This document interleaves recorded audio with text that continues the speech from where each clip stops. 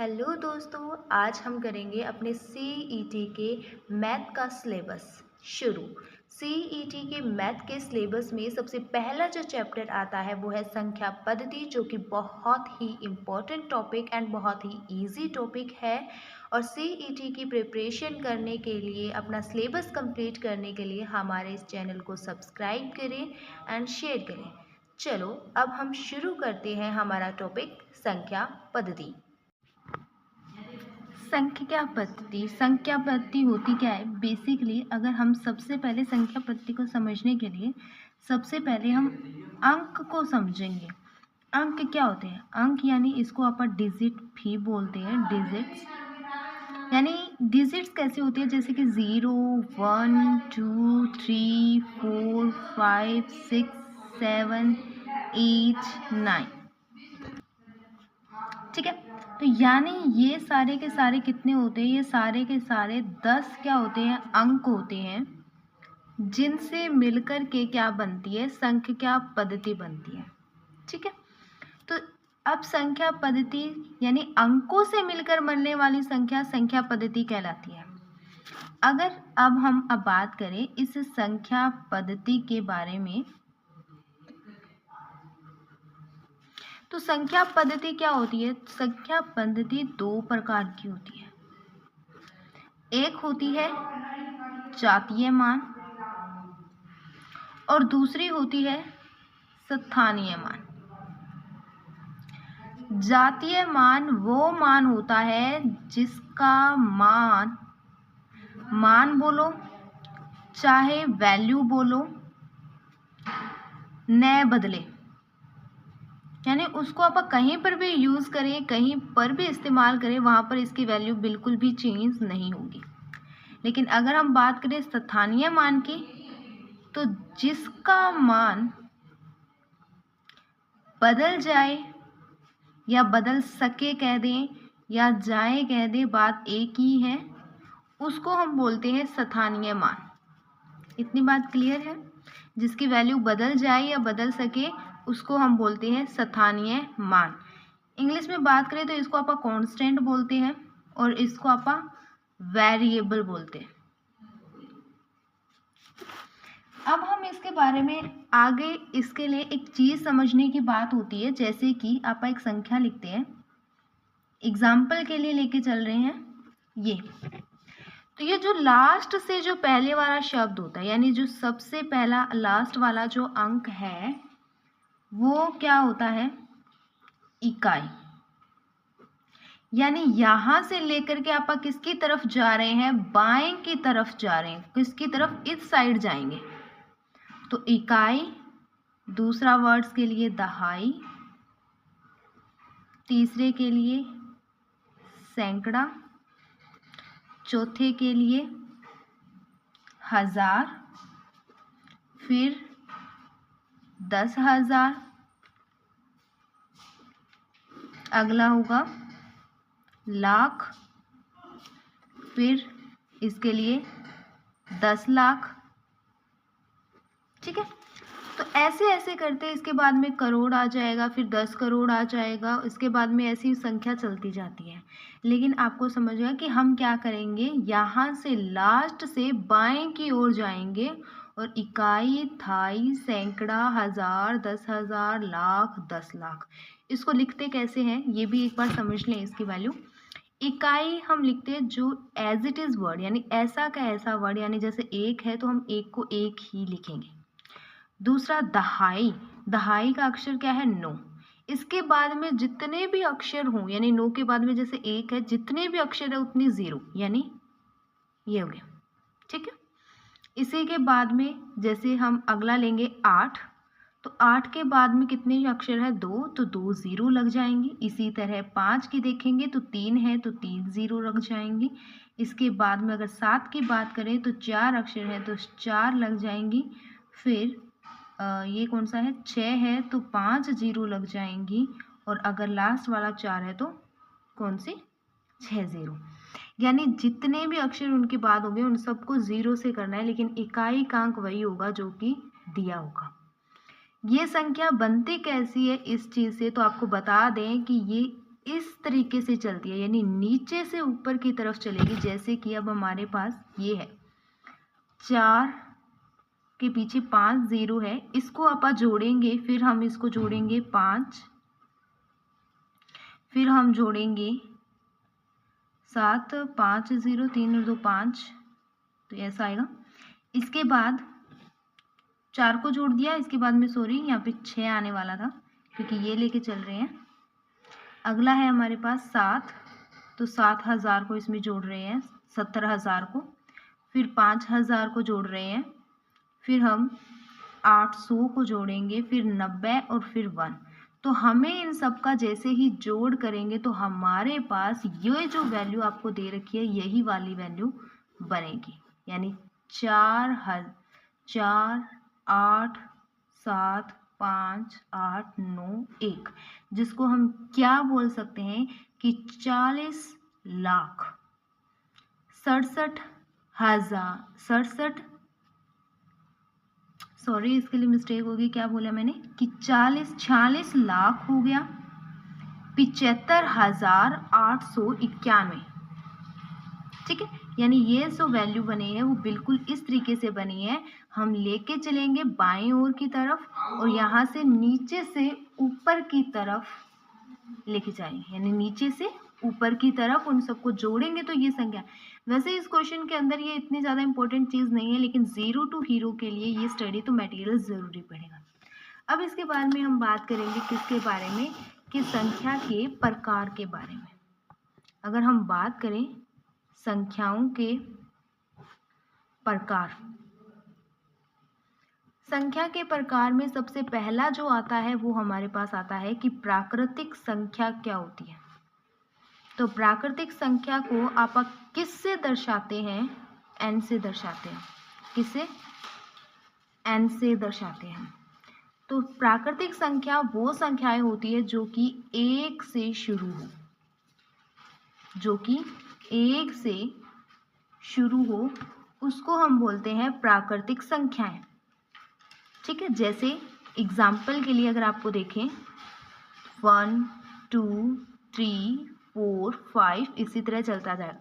अगर हमसे पूछ ले कि 0 क्या एक प्राकृतिक संख्या है, तो 0 जो है वो इज नॉट इक्वल टू, ये बराबर नहीं है किसके, प्राकृतिक संख्या, यानी 0 जो है वो प्राकृतिक संख्या नहीं है। इसी तरह अगर हम बात करें दूसरे टाइप की, तो दूसरा टाइप है हमारे पास में पूर्ण संख्या, जिसको हम W से लिखाते हैं।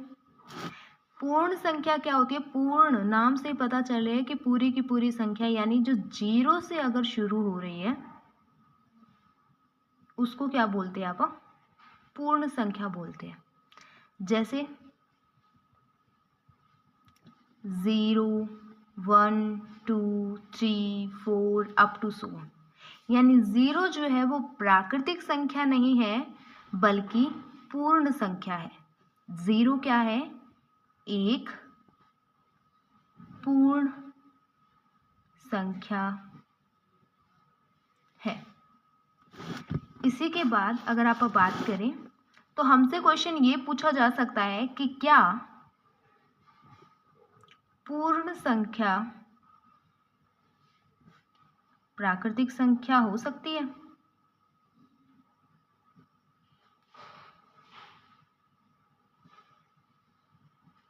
हो सकती है, तो इसके आंसर में आप क्या लिखेंगे। और दूसरा क्वेश्चन हमसे ये पूछा जा सकता है कि क्या प्राकृतिक संख्या पूर्ण संख्या हो सकती है।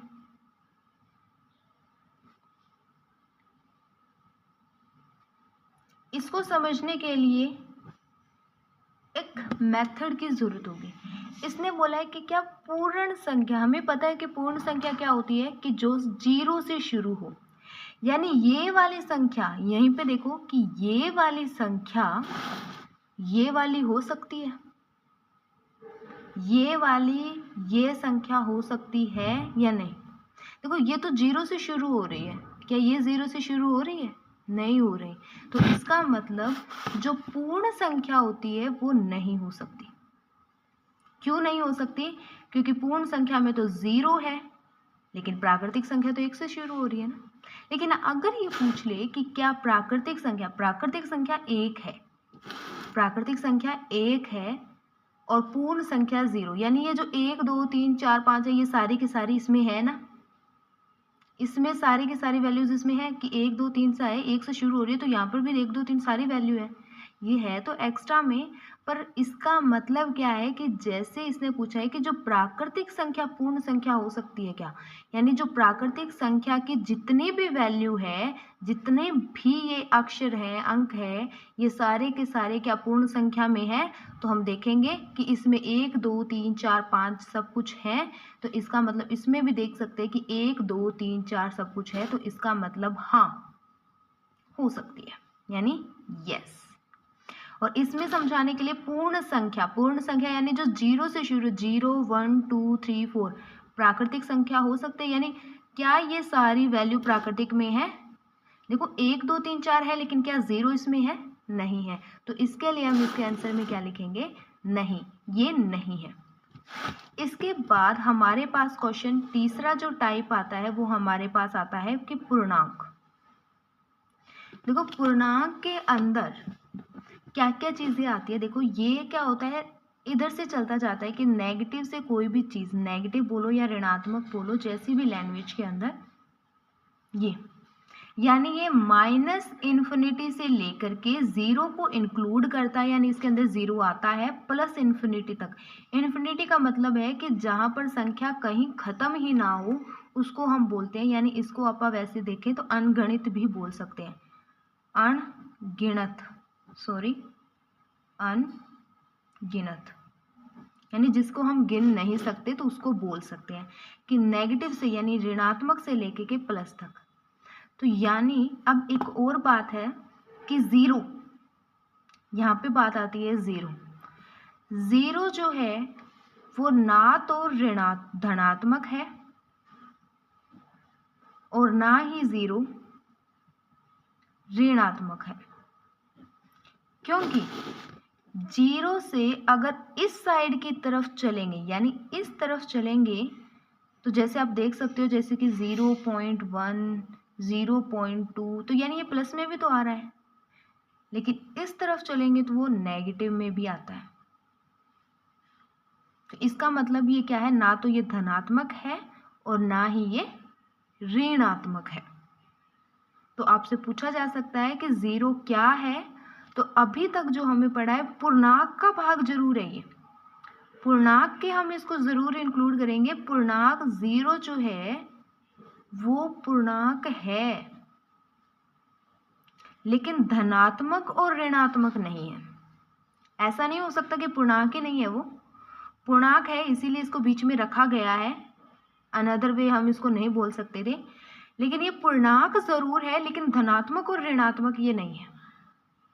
ओके, और इसके लिए हम पूर्णांक को बेसिकली I से लिखते हैं, जैसे हम पूर्ण संख्या को हम क्या करते हैं W से लिखते हैं, और नेचुरल यानी प्राकृतिक संख्या को हम N से लिखते हैं, वैसे ही हम क्या करते हैं पूर्णांक को I से, इसको हम इंटीजर भी बोलते हैं। इतनी बात आ गई आपको समझ में? अभी आगे जैसे हम देखेंगे तो पूर्णांक के ही 2 प्रकार और हैं, यानी पूर्णांक को हम 2 भाग में और भी देख सकते हैं, कि जैसे अभी हमने वैसे पढ़ लिया, क्या धनात्मक और दूसरा है ऋणात्मक। धनात्मक यानी जिसके अंदर पॉजिटिव वैल्यू हो, और ऋणात्मक जिसमें नेगेटिव वैल्यू हो। धनात्मक में कौन से वैल्यू आते हैं, मैंने पहले ही बता दिया था कि 0 जो है वो ना तो पॉजिटिव है और ना ही वो नेगेटिव है, ठीक है। तो इसका मतलब 0 तो इसमें नहीं आएगा, तो क्या आएगा धनात्मक में, +1 +2 +3, इसको आप 1 2 3 इस तरीके से भी लिख सकते हैं, कोई दिक्कत वाली बात नहीं है। ऋणात्मक 0 तो ना तो ऋणात्मक नहीं है, हमने देख लिया। ऋणात्मक के अंदर क्या होगा, -1 -2 -3 -4 अप टू 100, ठीक। इन दोनों के पार्ट्स के बारे में भी आपको पता चल गया। अब एक और चीज आती है, नेक्स्ट जो इसका पार्ट है, चौथा पार्ट, वो है आपका प्रिमेय संख्याएं। प्रिमेय संख्याएं क्या होती है?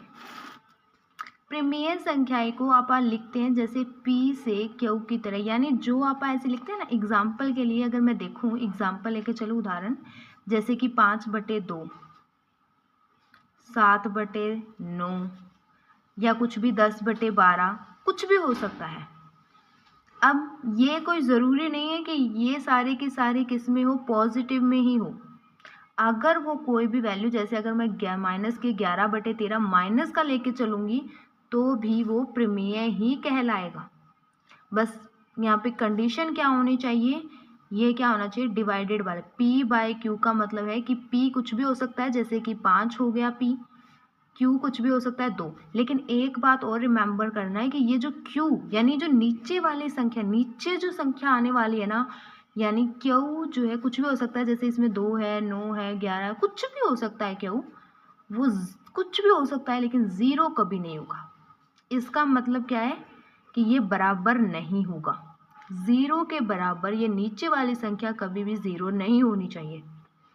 अब ये सोचने वाली बात है कि आप बताओ कि क्या 3 माइनस का 1 ये दोनों प्रिमेय संख्याएं हैं? सोचने वाली बात है कि क्या ये 3 और 1 प्रिमेय संख्याएं हैं या नहीं? तो जी हाँ, ये प्रिमेय संख्याएं हैं। क्यों? क्योंकि 3 को अगर कुछ भी नहीं दिया है लेकिन वैल्यू तो दे रखी है, तो इसको आप 3/1 भी तो लिख सकते हैं, तो भी वैल्यू हमारे पास 3 ही आएगी। -1 है तो इसको हम 1 लिख सकते हैं, तो भी वैल्यू हमारे पास माइनस, क्योंकि 1 से डिवाइड किसी को भी करा दो चाहे, कोई दिक्कत बात नहीं है। अगर सीधी वैल्यू दे रखी है तो वो इसमें हो सकती है, लेकिन आपको ये इसी तरीके के फॉर्म में होनी चाहिए। अगर आपको ऐसा दे दे कि 0.02, ध्यान से देखो 0.02, आप हमें ये बताइए क्या ये प्रिमेय संख्या है? तो हाँ, ये प्रिमेय संख्या है, क्योंकि इसको हम किस तरीके से लिख सकते हैं कि यहाँ पे 2 दे रखा है यानी 2, और ये बिंदु के बाद में जितने भी अक्षर हों उतने से ही हम क्या कर दें, जैसे 2 है तो इसके अंदर 100 से हम क्या कर देंगे, डिवाइड। तो ये बन गई कि नहीं बन गई ये प्रिमेय संख्याएं की तरह? तो जी हाँ, ये प्रिमेय संख्याएं हो सकती है, बट एक बात याद रखना इसके अंदर, जो हम अगले पार्ट में करेंगे और फिर आपको इस दोनों के बीच में डिफरेंस यानी इन दोनों के बीच में क्या फ़र्क है वो बताएंगे। तो पूर्ण प्रिमेय संख्या के बारे में पता चल गया। इसके बाद हमारे पास संख्या का नंबर आता है 5वां, जो कि क्या है, अप्रिमेय संख्या। अप्रिमेय संख्याएं। तो अप्रिमेय संख्याएं क्या होता है, ये कुछ अलग ही प्रकार की होती है। जैसे देखो, आपने कई बार देखा होगा कि जैसे कि रूट की 2 ले लें आप, इसको शायद आप वर्गमूल बोलते हैं, वर्गमूल है शायद इसको बोलते हैं, इंग्लिश में पता है √2 बोलते हैं जिसको। √11 आ जाए, √14 आ जाए, या आपको ऐसा दे दे कि 2√13 दे दे, तो ये सारे के सारे क्या है, अप्रिमेय संख्याएं हैं। कुछ और भी चीज़ें हैं, जैसे कि पाई देखने को मिलेगा, पाई, इसको आप बोलते हैं क्या, पाई, आपको लिख दें पाई, ये भी अप्रिमेय में आती है। और एक और चीज़ देखो, जैसे कि अगर मैं 0.0222 ऐसा करके अगर आपको मैं लिख दूं, ऐसे पॉइंट्स आपको बाद में देखने को मिले, तो इसका मतलब है कि ये वैल्यू ख़त्म नहीं हो रही, बल्कि 2 लास्ट तक और चलती जा रहे हैं। तो वो संख्या जो चलती जा रही है, रुक नहीं रही कहीं पर भी पॉइंट्स के अंदर, तो उसको हम अप्रिमेय में देखते हैं। और जो फ़र्क की बात कर रहे हैं वो इसी फ़र्क की बात है, क्योंकि ये रुक रही है, क्योंकि पॉइंट नहीं है, पॉइंट्स चलते नहीं जा रहे, रुक रही है, तो ये प्रिमेय संख्या है। लेकिन ये रुक नहीं रही, तो इसका मतलब ये अप्रिमेय संख्या के अंदर देखी जाएगी। अब आपको कुछ अंडर रूट्स के बारे में पता होगा कि अगर मैं बात करूं, आप मुझे ये बताइए कि क्या √25 प्रिमेय संख्या है? यस और नो, अप्रिमेय संख्या है?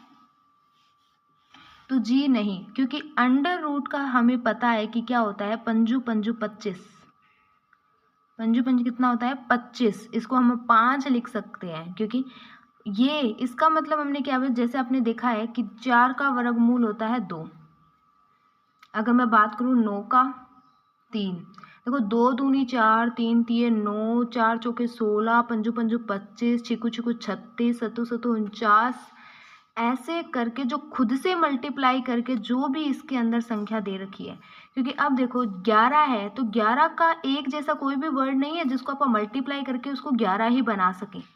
लेकिन 25 है क्योंकि हम अगर 5 को 5 से गुना कराएंगे तो हमारे पास 25 बन रहा है। लेकिन क्या 11 को 2 सेम वैल्यू होनी चाहिए, सेम वैल्यू को ही मल्टीप्लाई होनी चाहिए आपस में।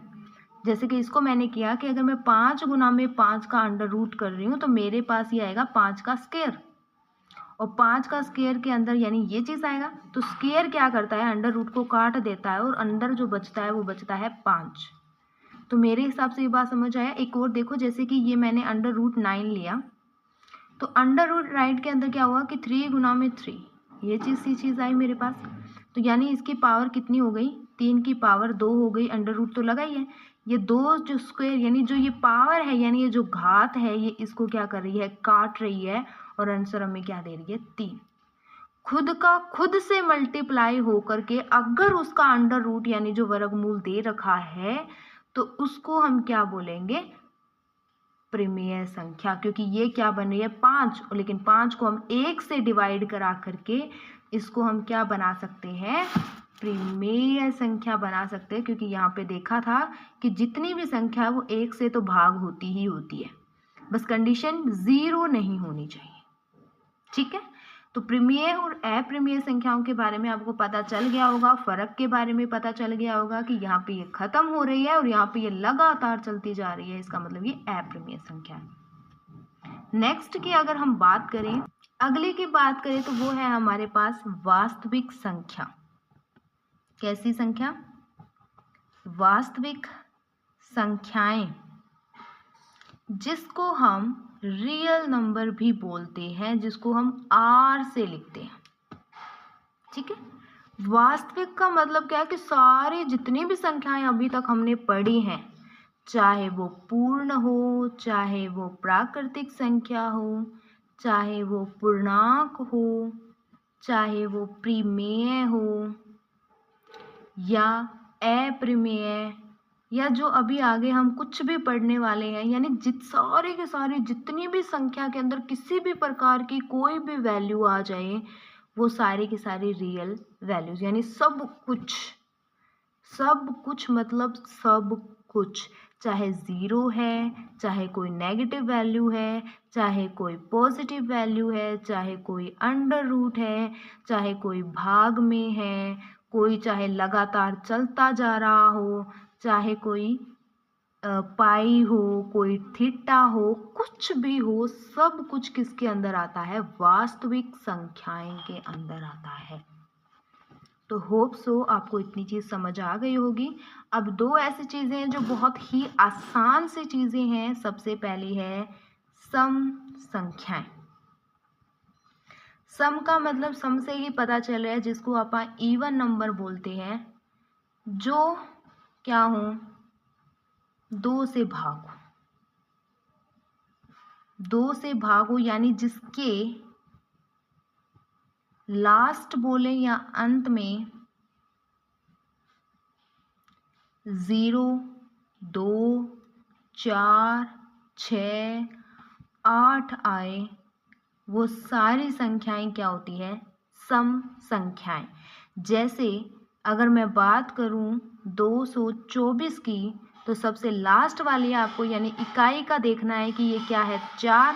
तो यानी हमने देखा है कि 0, 2, 4, 6, 8 की बात कर रहे हैं, तो यानी 4 आ रहा है, इसका मतलब ये 2 से भाग होगा, तो ये एक सम संख्या होगी।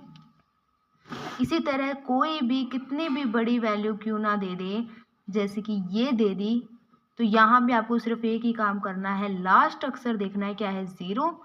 हमने देखा था कि 0 वैल्यू आती है इसमें, तो इसका मतलब ये भी क्या है, सम। जो 2 से भाग हो, देखो 1 से भाग तो सारे ही होते हैं, 1 का कोई मतलब नहीं है। वैसे 1 भाग होते हैं, उनके भाग ज़रूर होते हैं, लेकिन एक सम संख्या बिल्कुल नहीं है। अगर यहाँ पे जो 1 बात करें, एक जो है वो सम संख्या नहीं है, सम संख्या नहीं है। अब आता है दूसरा